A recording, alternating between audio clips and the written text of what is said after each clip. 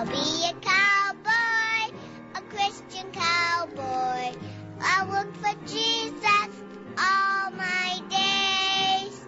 And on the prairie or in the city, I'll help him round up all the strays. I don't have much to offer him, I'm very smart, you see, but I can love my Jesus, and he can 10 before the hour. Me. This hour has been sponsored by Jill Toe. Jill, thank you very much. We appreciate it. And no, there's no message, just a nice sponsorship. Thanks, Jill. Where are we? Oh, yeah. The Obama administration's decision requiring church-affiliated employers to cover birth control, you know, if you offer health insurance and you're affiliated with a church, you have to also offer birth control. You don't have to provide abortion services, but you got to offer birth control. So the Roman Catholics and other members of other faiths are freaking out. This was at, I think this was at Huffington Post also. The regulation, which was finalized a week ago, raises a complex legal question. Which institutions qualify as religious and can be exempt from the mandate? Because, you know, if you are religious and you don't want birth control to be available to the women in your flock, and why is that? Where in the Bible, you religious crazies, does it prohibit birth control? It doesn't. So where are you coming up with this? Where are you coming up with this? Sister Carol Keehan, president of the Catholic Health Association, which represents some 600 hospitals, said, quote, "It's not about preventing women from buying anything themselves. It's telling the church what it has to buy, and the potential for that to go further." Ooh, really? It's not telling the church what it has to buy. It's telling insurance companies, if you're going to define yourself as an insurance company, you have to provide X, Y, and Z. And one of the X, Ys, and Zs is a medicine that prohibits pregnancy.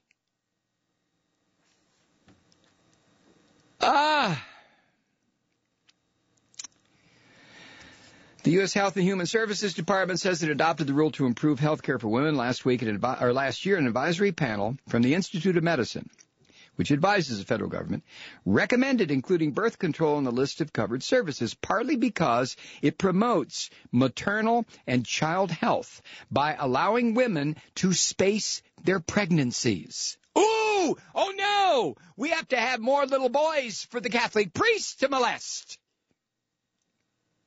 The regulation includes a religious exemption if an organization qualifies. Now, under that provision, an employer generally will be considered religious if its main purpose is spreading religious beliefs, and if it largely employs and serves people of the same faith.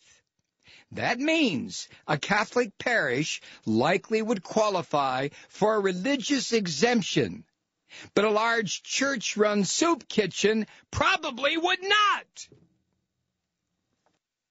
But most religious people, fundamentalists, whether they're Christian, Jew, or Muslim, are also incipient fascists. You will believe, you will do what I say. If I say no birth control, no birth control. But why do you say that? Does it say it in your holy texts? Are you trying to be a smartass? Does it say it in your Bible? Did your Jesus? Did your Muhammad say it? Is it in the Torah? What? Where? Who? Why? How?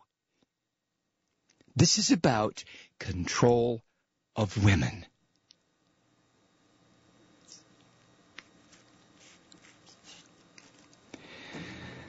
Because the three religions of the book are all about control of women. So much so that they will tell you that the first mother, the first person to give birth, was a man.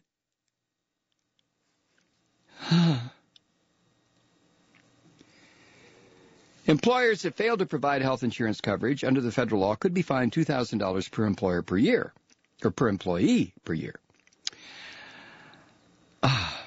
Catholic Charities says it employs 70,000 people nationwide. Multiply 70,000 times $2,000. Woo!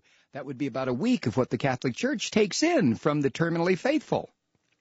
The fine for the University of Notre Dame, the most prominent Catholic school in the country, could be in the millions of dollars.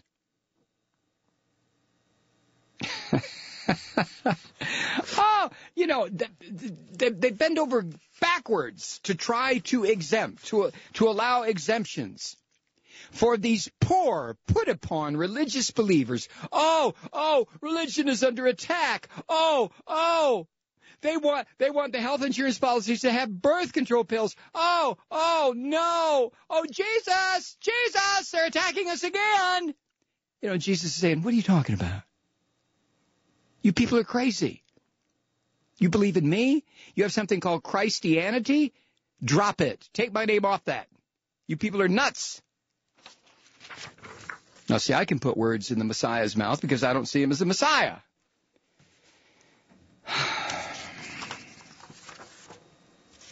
It's just unbelievable. Story after story. I didn't plan on talking about this tonight. I plan on talking about the Coleman Planned Parenthood thing and about Iran getting ready to be bombed by Israel. But maybe not, because as I'll explain to you in a couple of minutes, Russia's in the way. Bit of a problem there. But then I see this, a 15-year-old kid in where was it, Kathy? Wisconsin, Minnesota, someplace in the upper Midwest. 15-year-old kid writes an editorial for his school paper that is full of garbage, just garbage. And it violates the school policy of bullying. So the school pulls it, and then he gets a lawyer from a right-wing religious group. Says, oh, no, you're interfering with his freedom of speech. Really? And then they go after J.C. Penney and Ellen DeGeneres. And then they go after insurance companies, all in the name of this putrid idea that their God or their Messiah or their angels or their something is going to be all pissed off and deny them entry into heaven. I get so sick of this.